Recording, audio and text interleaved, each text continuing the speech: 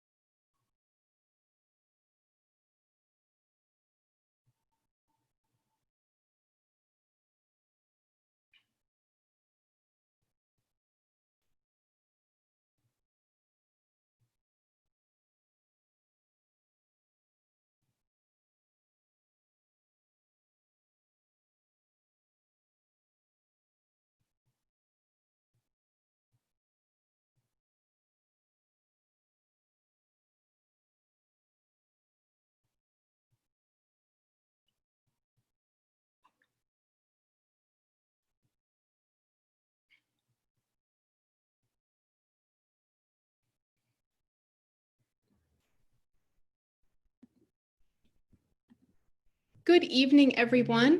Thank you so much for joining us tonight for our third Treadwell Times talk, all about 19th century summer pastimes. My name is Emily Hillwright, and I'm the Director of Operations at the Merchants House Museum. For those of you who have not been to the Merchants House before, it is New York City's only family home preserved intact, both inside and out. Built in 1832, it was home to a prosperous merchant class family, the Tredwells, and their Irish servants for nearly 100 years.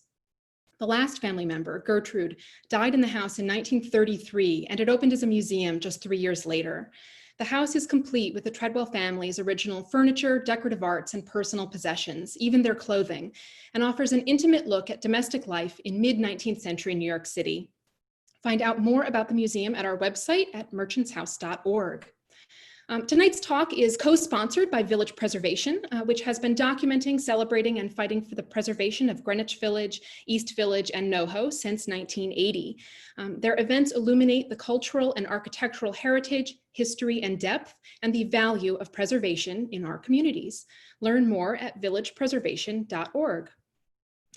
If you've been to the Merchants House before, you know that we have a reputation for being haunted. One of the ways that the Tredwell family has made themselves known over the years is by interfering with modern technology. We are broadcasting this talk tonight, not only here on Zoom, but also over on our Facebook page. And so we are hopeful that Gertrude is well behaved tonight, but do bear with us if we have any technical problems. During the talk, please feel free to use the Q&A feature. We will have a short Q&A at the end of the presentation. And our speaker tonight is, of course, Museum Historian Ann Haddad. I hope that many of you have been following along with Annie's virtual tour on the Merchants House Facebook page. She is currently leading a fabulous tour as Tredwell servant Bridget Murphy, both on Facebook and Instagram. The posts have been so much fun to follow, and so I encourage you to go take a look if you haven't already. And so now, without further ado, welcome Annie. Thank you, Emily, and good evening, everyone. I'm so delighted to see you all here tonight for the episode 3 of the Tredwell Times, 19th Century Summer Pastimes. I think this hot, sultry summer August evening is perfect for us to explore 2 refreshing 19th century summer amusements, as seen, of course, because we are the Merchants House Museum, through the eyes of the Tredwell family.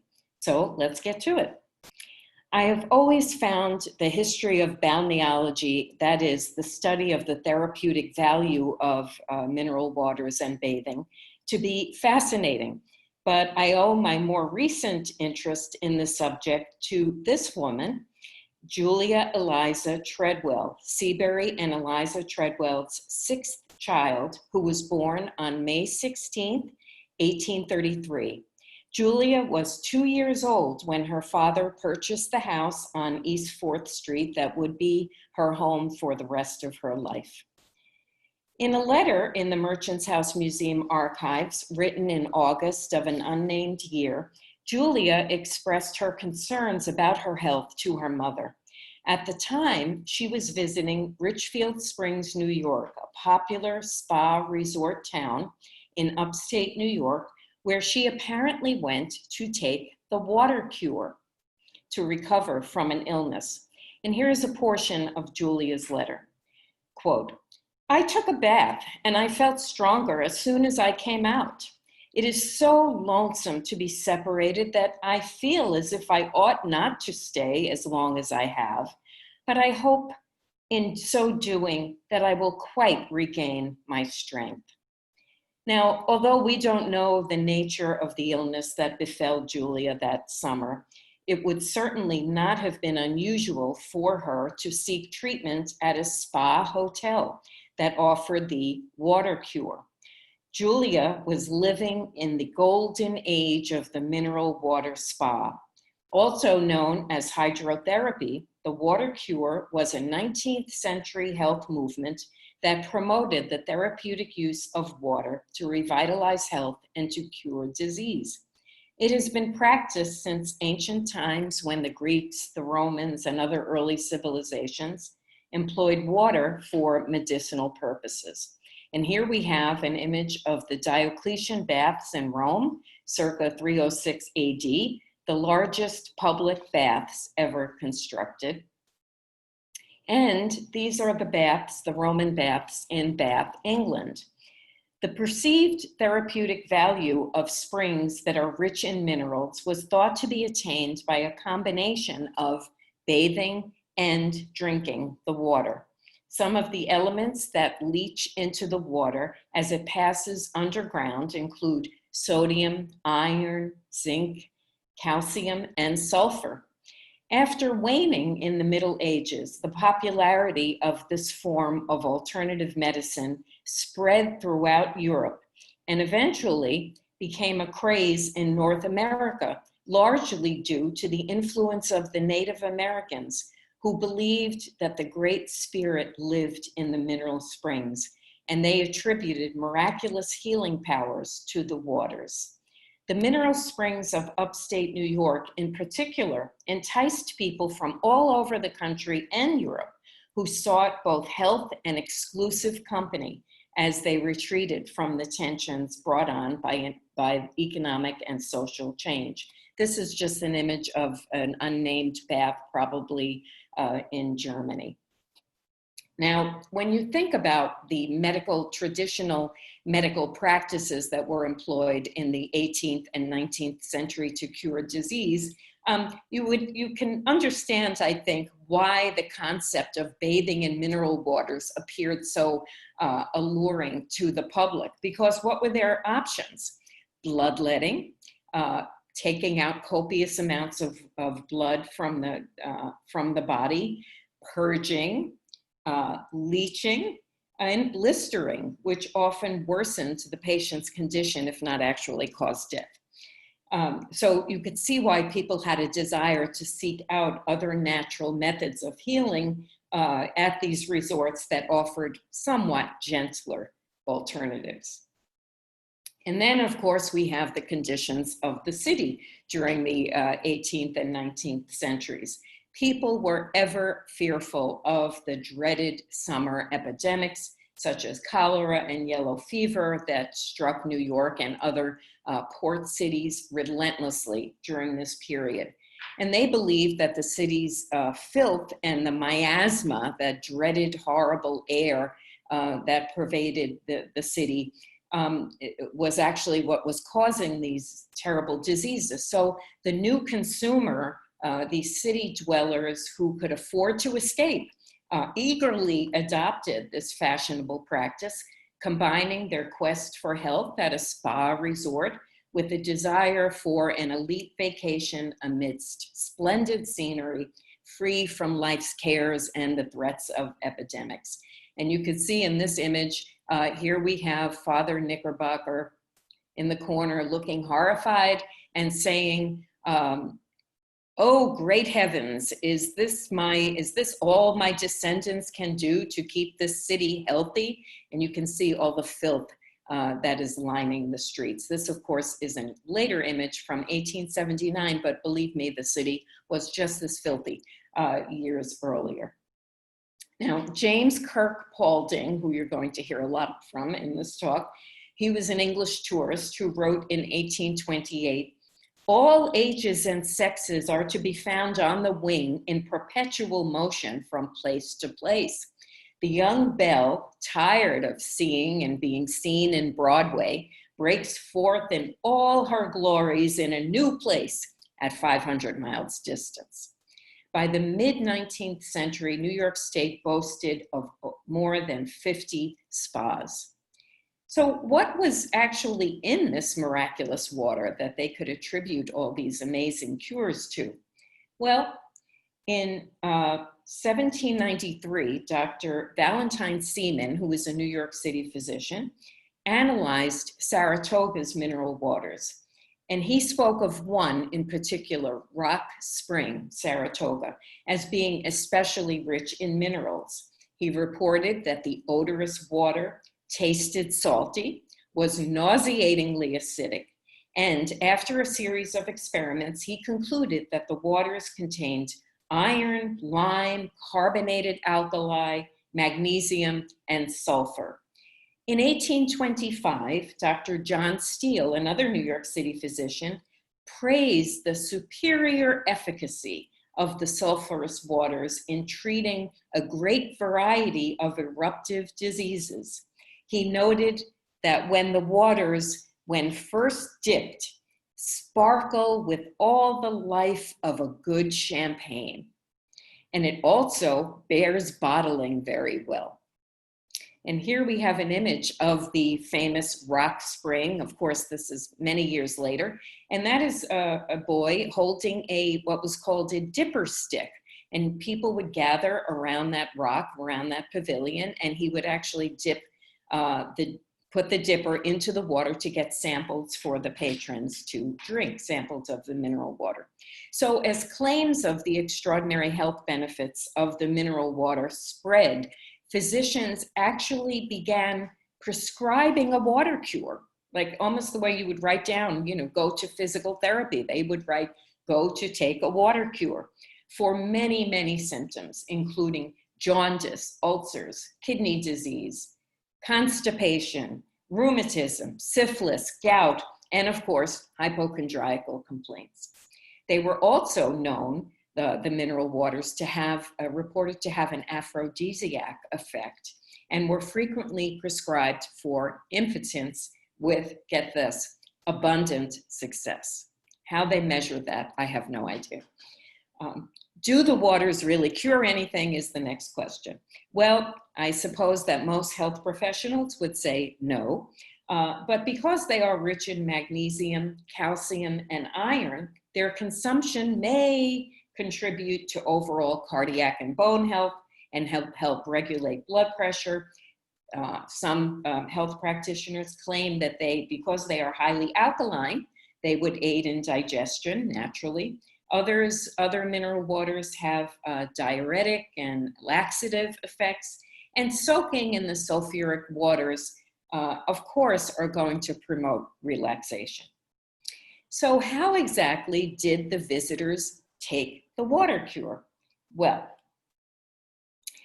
the water cure involved very complicated rituals, some much more aggressive than others.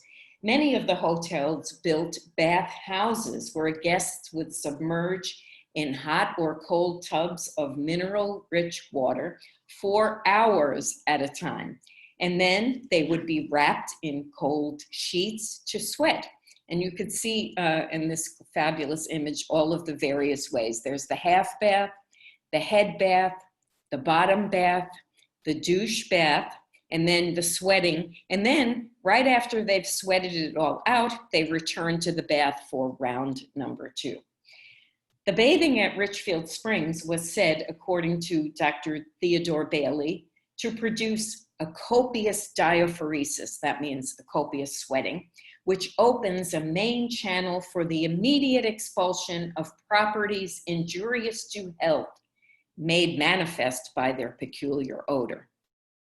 He added, a similar effect, though perhaps in a less degree, may be affected by drinking the water.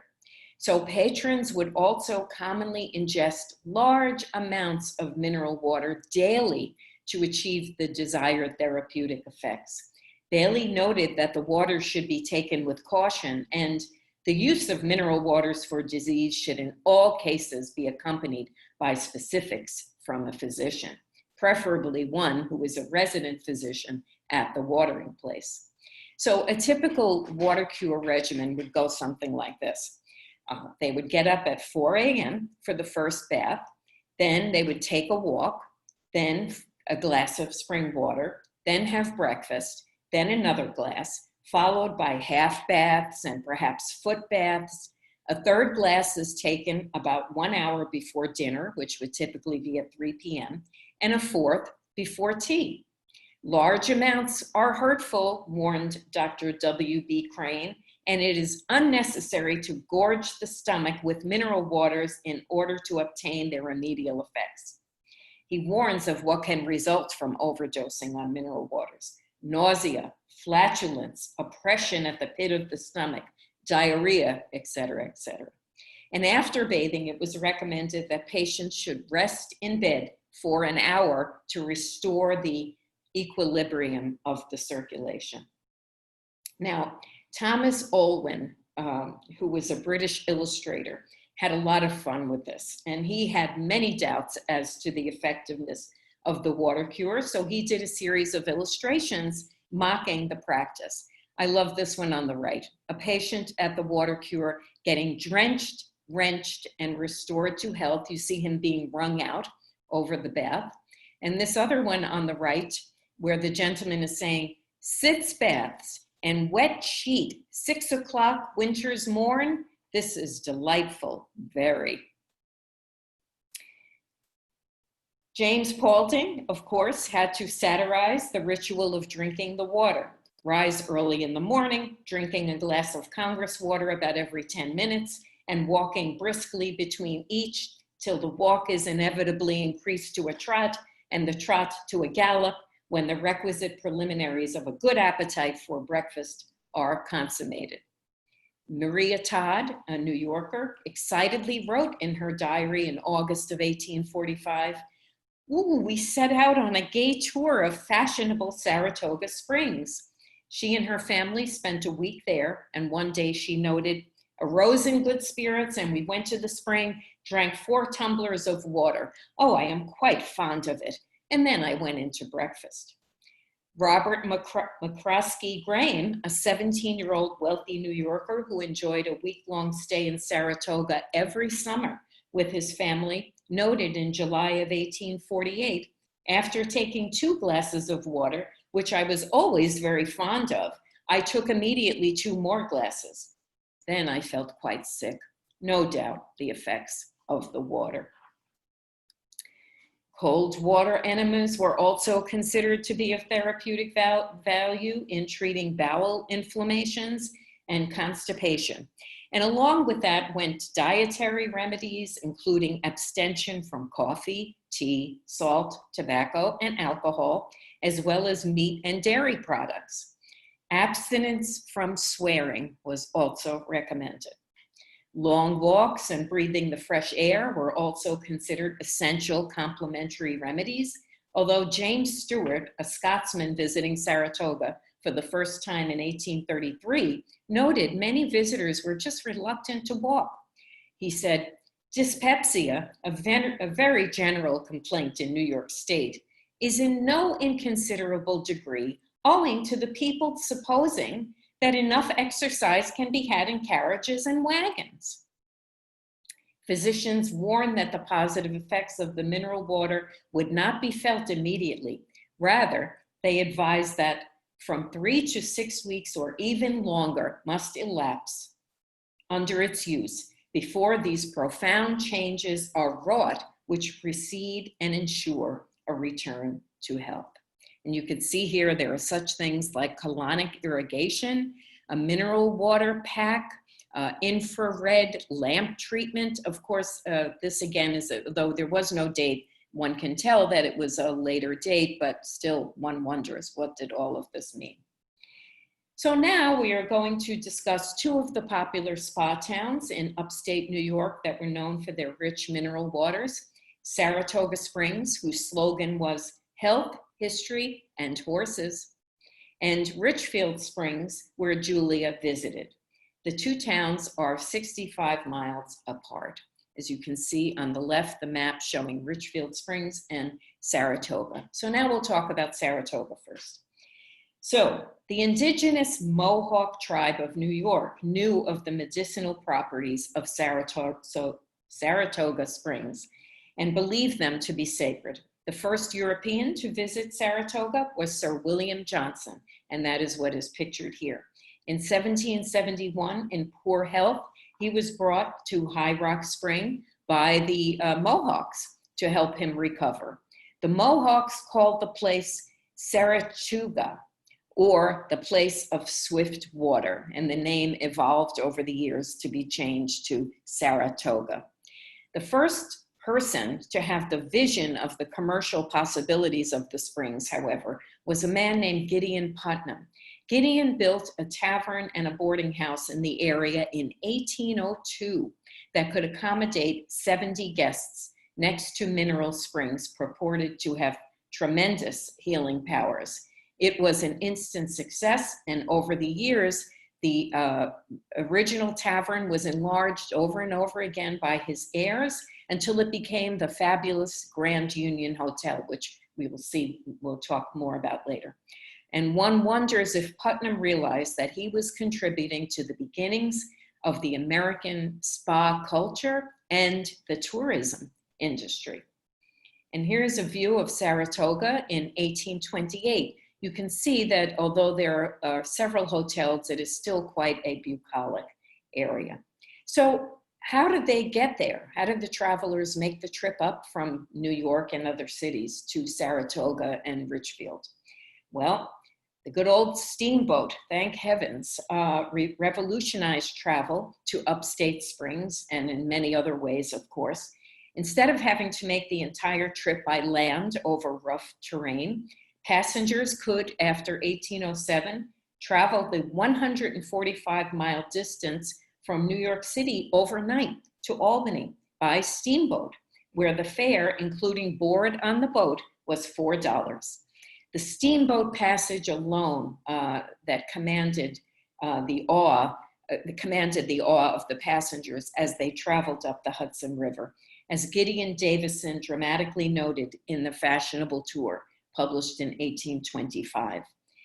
The view rendered summits crowned with forests apparently impenetrable to the footsteps of cultivation, and on the other beautiful and extensive lawns checkered with the abodes of husbandry and glowing in all the rich verdure of summer.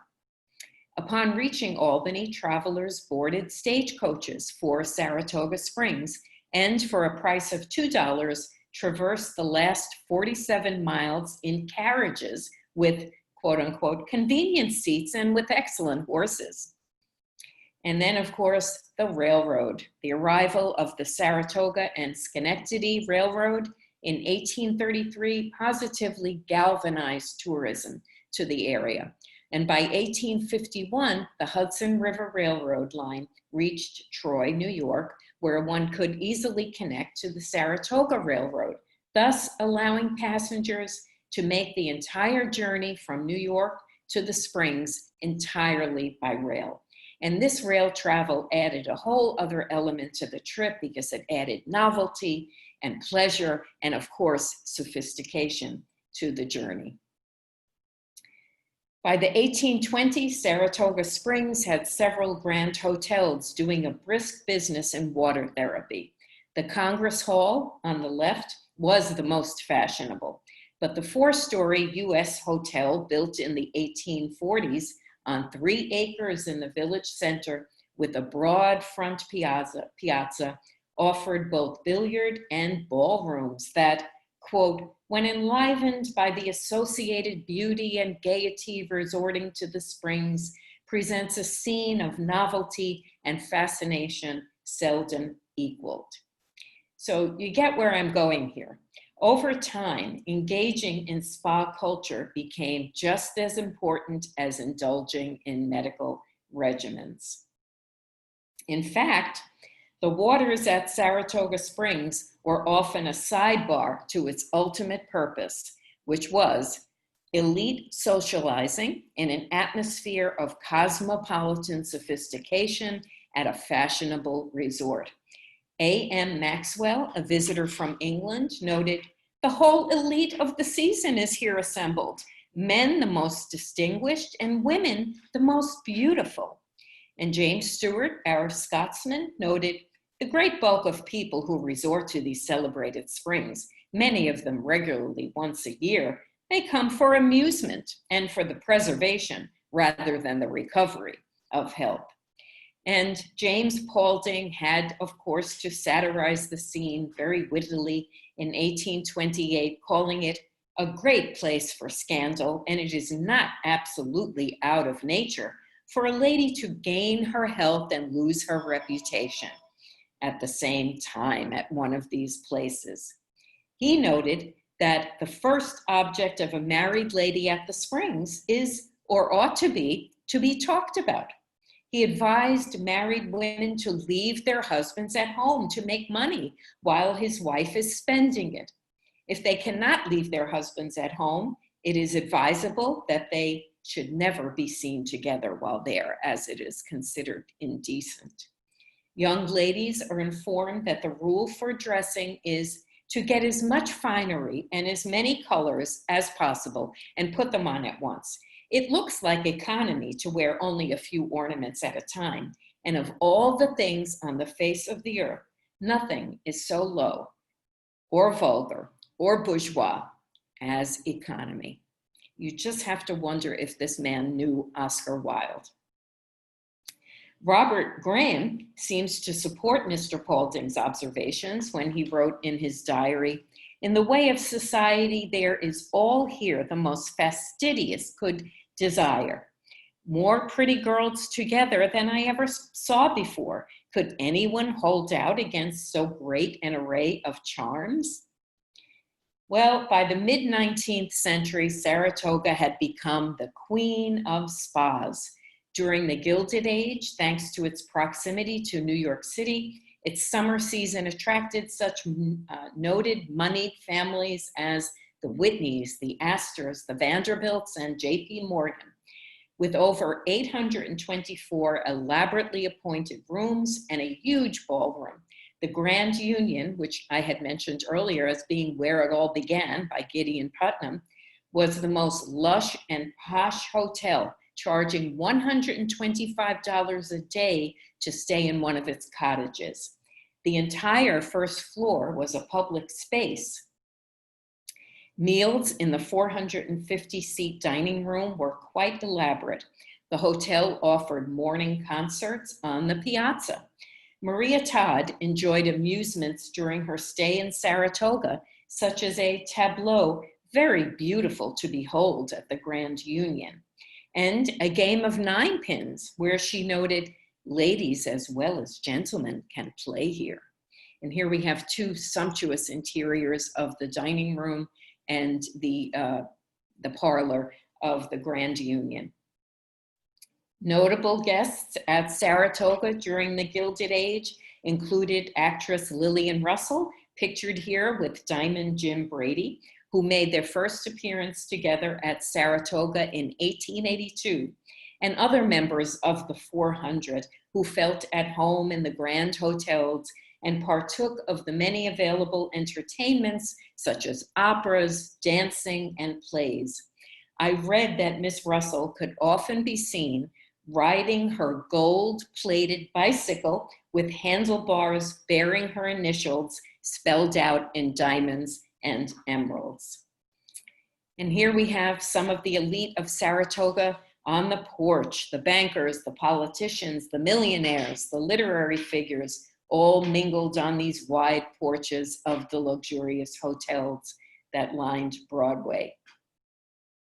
And here they would gather at the pavilions. These were structures that were built around those rocks just for beauty's sake and maybe to provide some shade while they were taking the waters. Here's another one. This is actually High Rock Spring.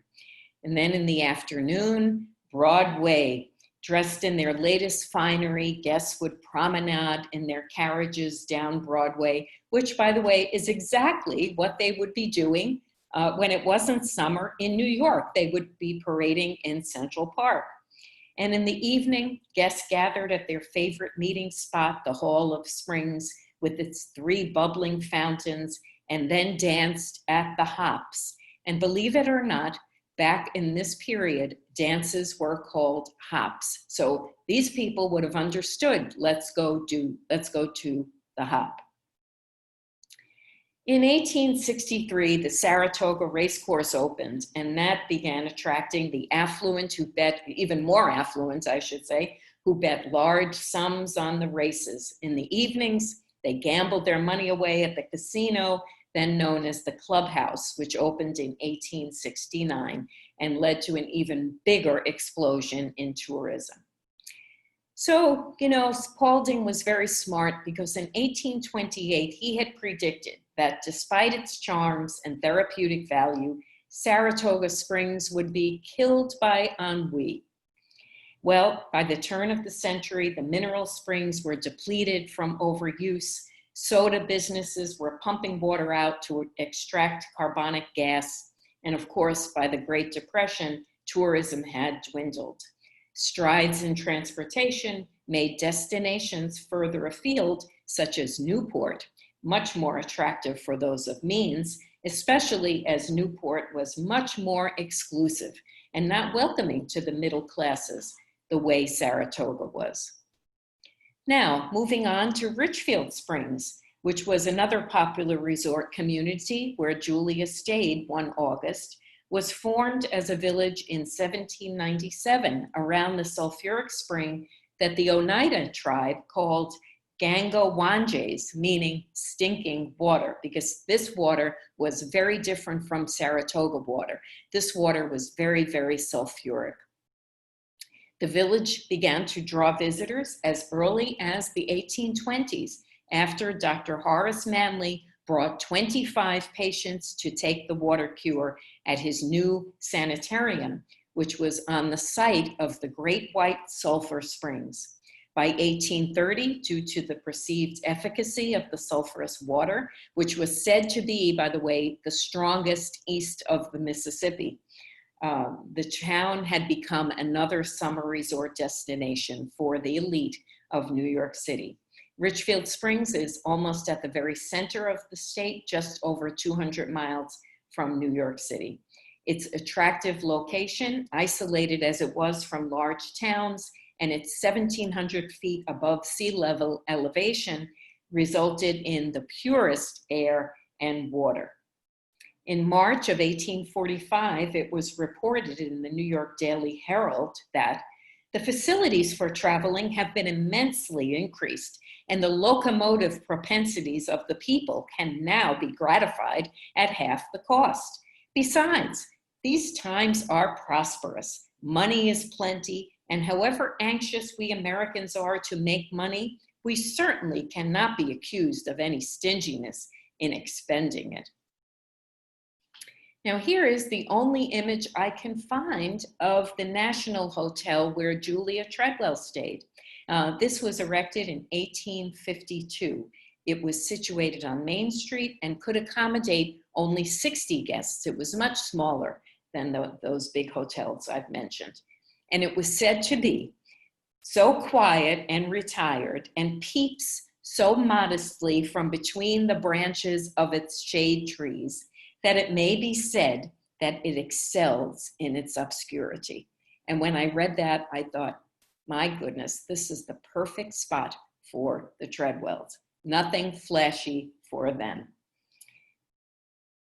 And it was written in 1848 that some of the Eastern people who love quiet and hate the bustle and jostle of the more noted watering places make Richfield their constant residence in summer. The society is certainly unexceptional. Yet by 1860, the town had become so popular that it was said of it, it has attained an exalted popularity by the efficacy of its mineral water. And an anonymous patron wrote of Richfield Springs, I have been a martyr to rheumatism for 15 years. I spent 2 weeks at Richfield in 57, and by the use of the water, both externally and internally, together with the fine air, I was much benefited. And here is an image of the various treatment rooms at Richfield, where visitors were assured that the invalid finds the best of medical advice at hand, as there is a physician of a high reputation resident at the Springs. And they actually, in 1870, began displaying one of the hotels, the Spring Hotel, a large collection of crutches that were left there by rheumatic invalids who, some sardonic newspaperman noted, on their way home, danced at a gallop all the way to the depot. And here we have the ballroom of the Grand Union in Saratoga. Not to confuse you, but I couldn't find an image of the ballrooms at Richfield Springs, but dancing was very, very popular at Richfield Springs as well. And of course, patrons could also amuse themselves with outdoor sports such as lawn tennis, bowling, equestrian tournaments, and boating. They also could pose for mementos of their visits at the photograph studios, as this young woman did in 1878. Now, many of these spa towns also offered lectures. They invited guests to come and speak. And one of the most famous, yes indeed, Oscar Wilde, lectured in Richfield Springs. He spoke on the decorative arts on August 11th, 1882. Wouldn't you just have loved to have been a fly on the wall for that lecture?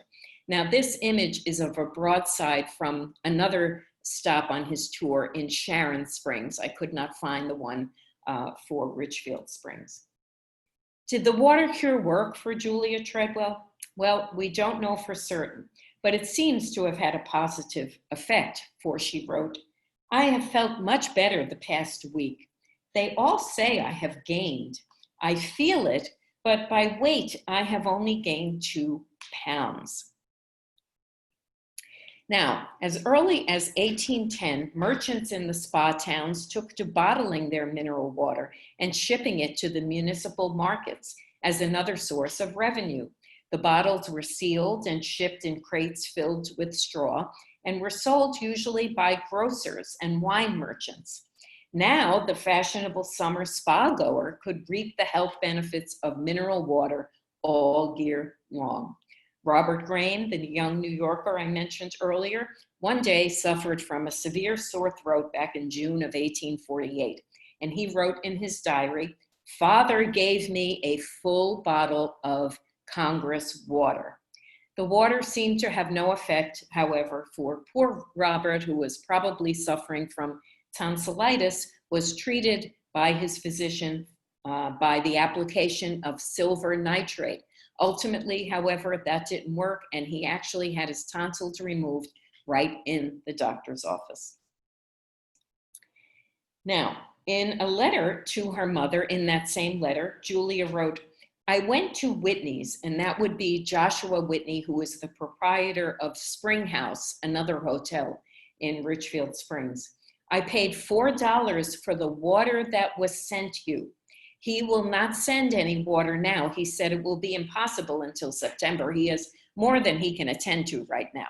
But he will bottle and send to Cozzens as soon as he can. So Fred Cozzens was a grocer who had a shop at 73 Warren Street. And this tells us that Whitney, the proprietor of the hotel, must have had an arrangement with Cozzens, and he was shipping the water to be sold there. It also tells us that the Treadwells were consumers of mineral water and that they had mineral water delivered to their home. Whether it was on a regular basis or not, we do not know. And you can see the ad where it says, the celebrated Richfield sulfur water is kept for sale by F.S. Cozzens, number 73 Warren Street. By the way, it was very, very expensive. So the Treadwells could afford it, of course, but it cost approximately $2 a pint for this mineral water, which is probably double the average salary of a laborer. So clearly this was only something that the elite of New York City could afford. Well, by 1890, Richfield Spring, while boasting of its new and large bathing establishment, was beginning to advertise itself as a spa town that retained its rural charm and attracted not those who wished for a lively social scene, but those who desired its natural beauties and the curative powers of its springs. In other words, it was beginning to go downhill. A noted guest at that time was Mrs. Ulysses Grant, who was not quite Lillian Russell. And by that time, it was said, only those who have the itch or the gout go to Richfield. The popularity of the springs waned way before the 1920s, and many hotels were demolished during its decline in the 1940s through the 1960s. For those who could not afford to travel to exclusive resorts for hydrotherapy, several physicians offered hydrotherapy at their own establishments in the city. And that would be, one of them was Dr. Joel Shue, who in 1843 established a hydropathic treatment business in New York City, the first of its kind in America. He and his wife, Maria Louise Shue, ran the clinic out of their home, guess where? On 4th Street, only about 4 blocks away from the Tredwell home. In 1845, Dr. Shue founded the Water Cure Journal and Herald of Reforms, which promoted the principles and efficacy of the water cure. And Mrs. Shue, herself a staunch promoter of healthy living for women and children, wrote a popular treatise on the benefits of the water cure called Water Cure for Ladies. She recommended a proper diet and exercise and abstinence from alcohol and tobacco. And of course, we don't have a copy of this in our library collection, but I would be willing to bet that at some point the Tredwell ladies read this book. By 1846, the Shues had relocated to 56 Bond Street, just a block from the Tredwells, where their institution for the practice of water cure was situated in a very airy and pleasant part of Uptown. The Shues charged $1 to $2 per day for room and board, medical treatment, and advice. Now, the Tredwells may have known, as I said, of the Shues water cure business. They most likely would have been acquainted with and perhaps even subscribed to the journal, as it was a very popular periodical of the time, acquiring 50,000 subscribers by 1850. And as Dr. Shue stated in his Water Cure and Health Almanac of 1847, by the judicious use of cold water alone, the good effects of bleeding and blistering are most readily produced, without any of the bad effects and the pain. Even New York City residents who did not have the means to escape the heat or could not afford Dr. Shue had access to therapeutic waters. In 1869, Central Park opened its own mineral water pavilion just north of the Sheet Meadow, which sold many varieties of spring water. Not to be outdone by the offerings of the lavish summer resorts outside of New York City, the pavilion offered morning summer recitals as an entertainment for the water-ingesting patrons. By the turn of the century, of course, with the discovery of germ theory and advances in drug therapy, and as the leisure class sought other forms of entertainment, the popularity of the resort spa towns and the water cure declined. While we don't know if the water cure proved therapeutic for Julia, or if that was her only foray into a spa town for her health, it most likely did her no harm. She died in 1909 at her home on East 4th Street at the age of 76. Now, let us move on. As city dwellers do today, many 19th century New Yorkers, of course, again, desired to escape the stifling summer heat and humidity by retreating to the seaside or the country for the fresh air and cooler temperatures. For the Treadwells, that usually meant going to their summer home in Rumson, New Jersey, an 850-acre farm near the ocean. But the summer of 1865 must have been a difficult time for the family. Their grief over the loss of their family patriarch, Seabury Tredwell, in March of that year surely was still fresh, and they were only 4 months into their long mourning period. So perhaps that is why in July of 1865, 24-year-old Gertrude, along with other family members, chose a new destination. Instead of, or in addition to, summering in Rumson, they ventured to New England, visiting both the White Mountains of New Hampshire and Northampton, Massachusetts. In August of that year, no doubt as part of the same trip, Gertrude and her entourage also traveled to Lake George, New York.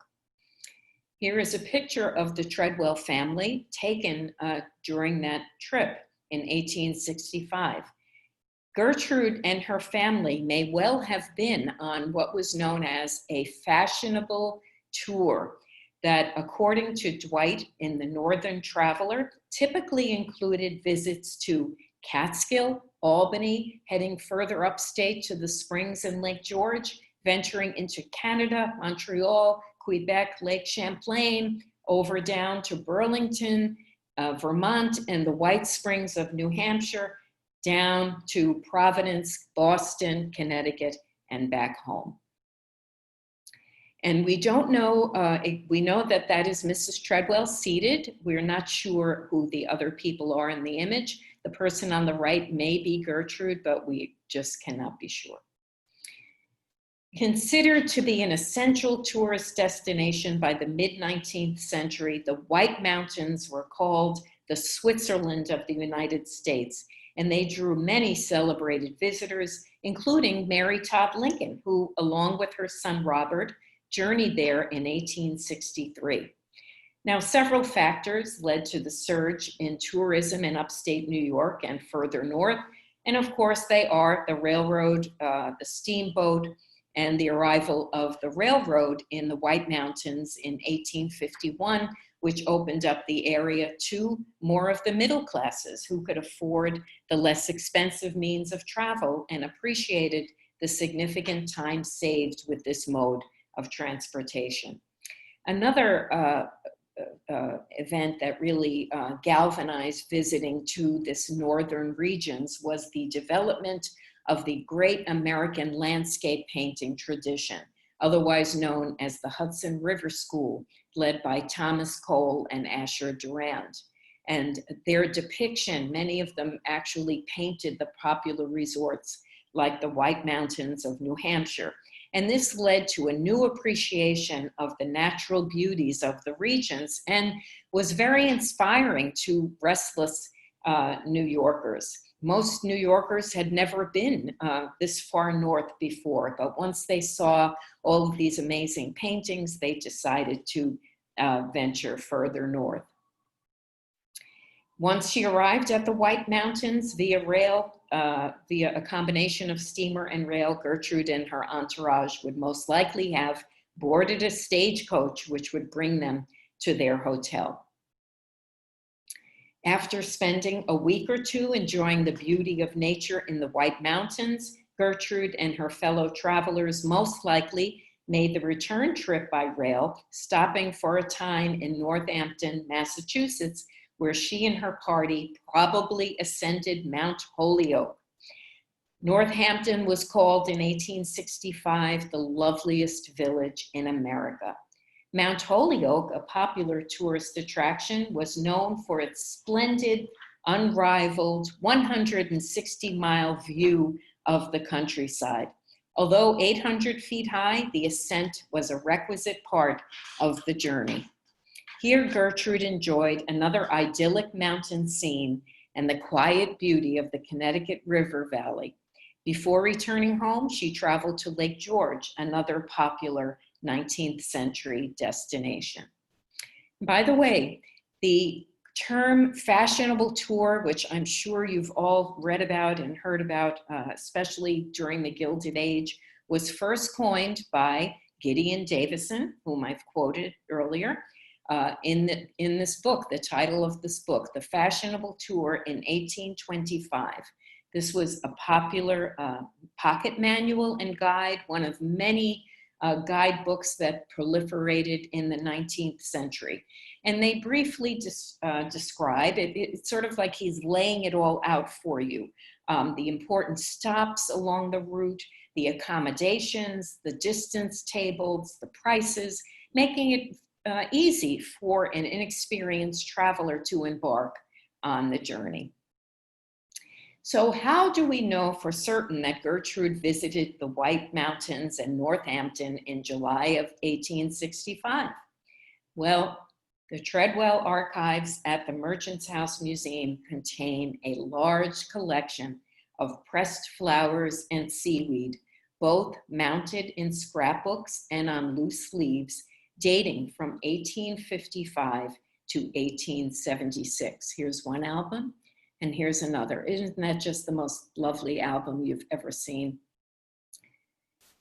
Gertrude wrote her name in the scrapbooks, and she made notations on several of the pages that indicate where these specimens were collected, such as Mount Holyoke on the right and White Mountains on the left. They were dated either July 1865 or July 20th, 1865.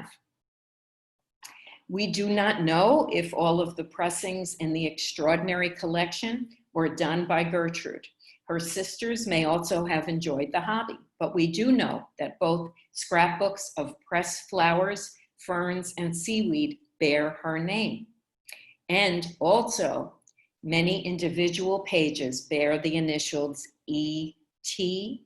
and E.E.T.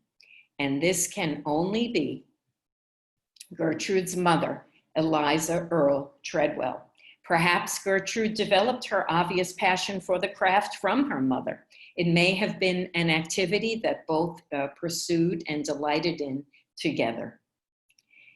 In the mid-19th century, flower and seaweed pressing emerged as one of the most popular pastimes for Victorian middle and upper class women. With plenty of leisure time and no lack of resources, they sought to explore their artistic side in unique ways.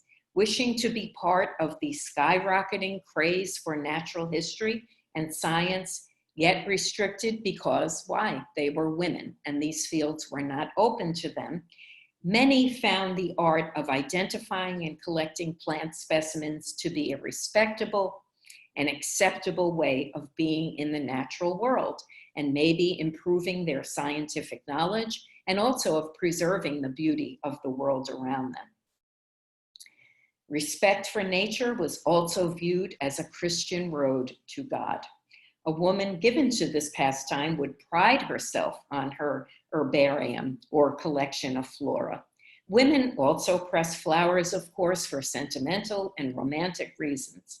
The flora pressed into a book or album served as a remembrance of a particular person or event. For Gertrude, her scrapbook also served as her travel log. One well-known herbarium maker was the poet Emily Dickinson, who, as a young girl, pressed many specimens into a bound album, one leaf of which you see here, much like the ones owned by Gertrude. In an 1845 letter to a friend, Emily wrote, "Have you made an herbarium yet? I hope you will. If you have not, it would be such a treasure to you. Most all of the girls are making one." And I'd like to think of Emily and Gertrude, who lived only 10 miles away in Amherst, meeting on Mount Holyoke as they pursued their shared passion. In order to maintain the freshness and vibrant color of the florals, Gertrude or Eliza probably purchased a flower press. Many stationers in New York quickly caught on to the popularity of the hobby, and they raced to stock these presses and other needed supplies such as paper and glue. For those who desired to learn the craft, popular magazines such as Godey's often published instructions. Picking the flowers late in the afternoon would ensure that all the dew had dried. They were then placed between between sheets of blotting paper and pressed with a crank, as you see here, or straps to tighten and flatten the specimen. Once dried, the flowers were glued, sewn, or attached onto paper, silk, velvet, or other fabric. Gertrude kept hers in a scrapbook. Framing under glass was also a popular way to exhibit one's work, or the flowers would be pressed between the pages of a beloved book or a family Bible. Many of the specimens in the Merchant's House collection are of delicate, intricately patterned seaweed, probably gathered at the shore in New Jersey near their Rumson farm. Because it was plentiful, especially to women who spent summers at the seaside, seaweed pressing was a very popular hobby. And here is an 1870 book that called The Seaweed Collector that was like the Bible of seaweed collecting. Although it was geared toward marine biologists, it proved to be very useful for the amateur in the field. Now, seaweed, when it's picked from the water, emits a sticky gelatinous substance when it's pressed, thereby eliminating the need for glue when mounting. The pungent smell of the seaweed subsides once the specimen is pressed. And I've read, someone noted that, well, how could they bear the pungent odor? There were so many pungent odors surrounding the Victorians at this point that one more probably did not matter. Seaweed presented a challenge even for devotees such as Queen Victoria, for one had to work very carefully to avoid disrupting its complex structure. Added to that was the difficulty of wading into the water wearing that heavy 19th century garb. The noted English seaweed collector Margaret Gatty, whose 1863 two-volume British Seaweeds is considered a seminal work in the field, recommended that seaweeders just give up and wear heavy men's boots when wading. And she said, feel all the luxury of not having to be afraid of your boots. Our collection also includes ferns gathered along the banks of the Shrewsbury River near to the family farm. You note it says E. Tredwell, Shrewsbury leaves.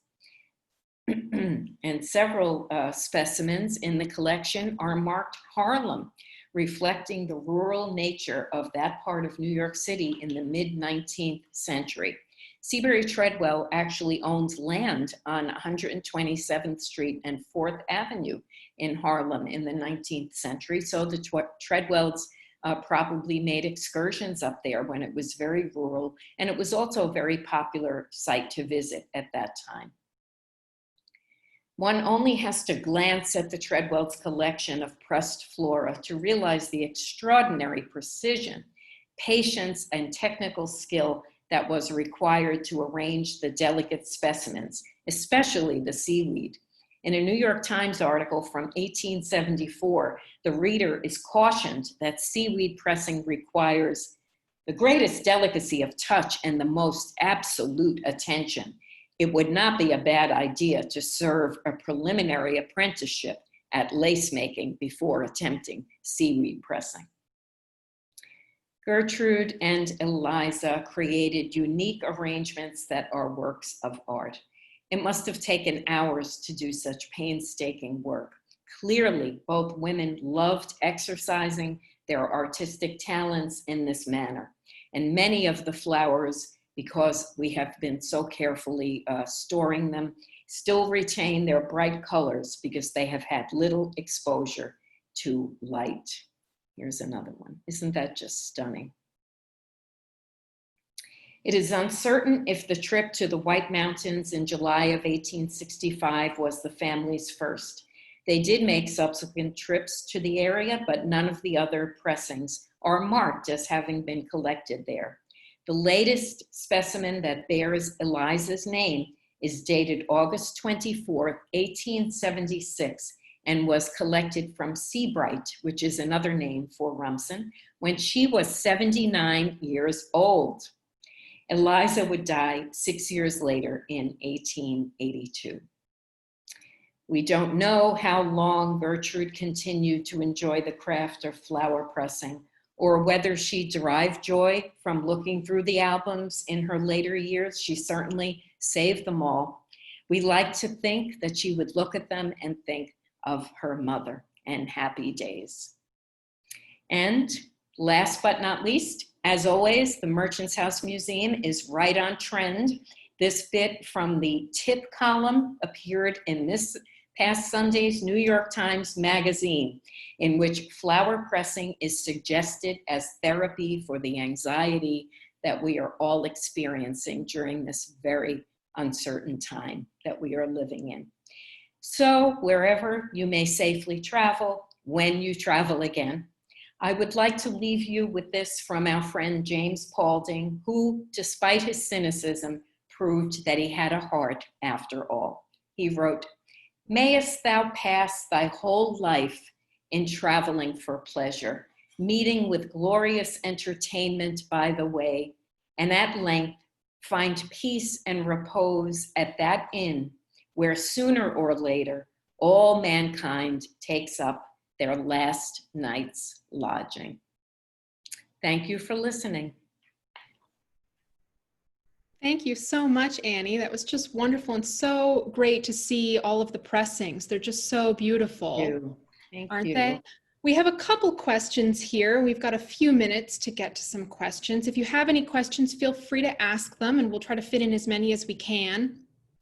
One viewer wants to know about bathers who are taking the waters. Did bathers bathe in the public baths in the nude? No. I mean, they could relax a little, but let's not get crazy. No, they would not have. The women would have been wrapped in sheets usually, so they would actually bathe as they were clothed. The men, I'm sure, wore some sort of covering. I doubt that they would be totally naked. And then once they came out of the bath, with the wet sheets would be removed, and then they would be placed, because remember, that water is hot.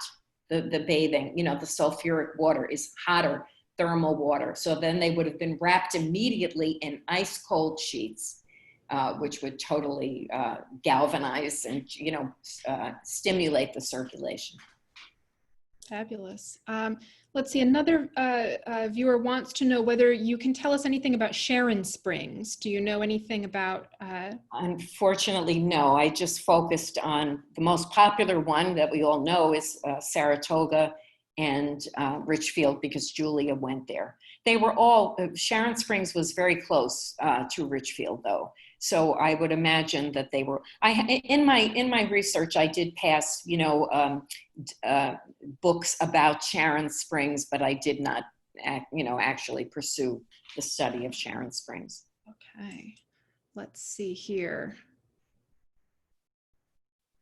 How long did it take to travel to Saratoga for steamboat, rail, and coach? What was the total trip? Well, if they had gone by, so we're talking about two different periods. So let's talk about the earlier way. If they had gone pre-railroad, but after the steamboat appeared in 1807, they would have taken the steamboat overnight as I mentioned, to Albany, where they then would have traveled by stagecoach. So it was sort of an overnight trip. It would have taken like a full 24 hours. Once the railroad happened, by 1851 or whatever the date was that I said, by the 1850s, New York, you can get to New York, from New York to Saratoga in a matter of hours via rail. So it really changed. The railroad really just opened up the whole northern New York state. Are any of the grand hotels that you talked about still extant? Do Saratoga or Richfield still have any of these hotels? I believe that I know the Grand Union, sadly enough, was destroyed by fire and was not rebuilt. And I believe that there are some, but I doubt that they look anything like, they have probably been altered to such an extent. But I think when the downtimes happened, most of them were demolished. Let's see here. Let's do one more question here. Are the travel journals and herbarium pages ever on display at the Merchant's House? Well, no, and that is why they look so wonderful.